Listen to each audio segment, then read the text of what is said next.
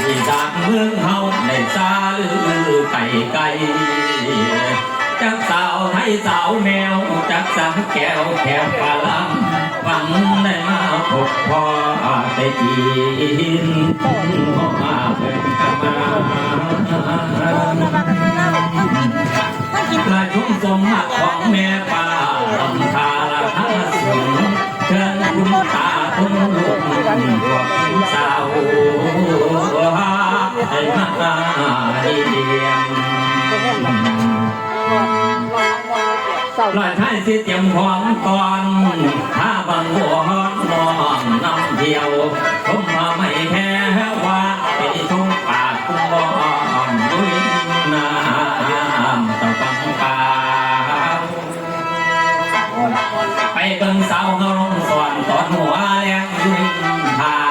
หรือสิชมน้าว่าเอจีแท้รองน้ำคนงามเกิดที่สวนไก่และอยู่ว่าไก่บ่ไก่ทางหลวงพ่อเจ็ดกษัตริย์ดินศักดิ์สิทธิ์ในจังหวัดใจไฟสู้ธรรมชาติที่นี่ก็เขาเลยว่าเชิญตาวัดน้องมาเยี่ยมเตรียมตัวมาที่ภาคเดียวคนเมืองใดลงเสาผู้ใจก็มีน้อบทเดียว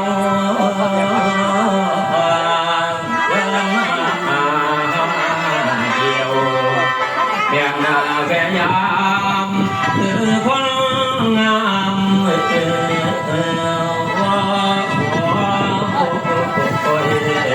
ละนา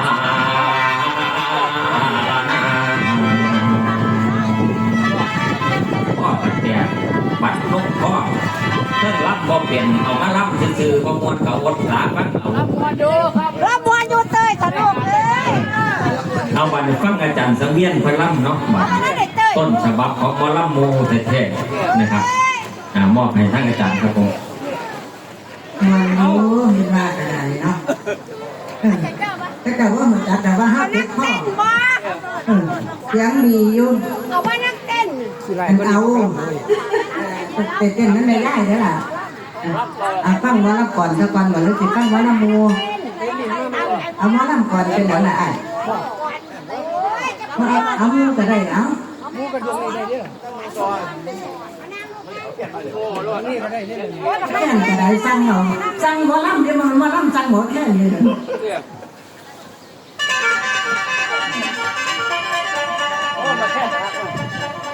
อันนี้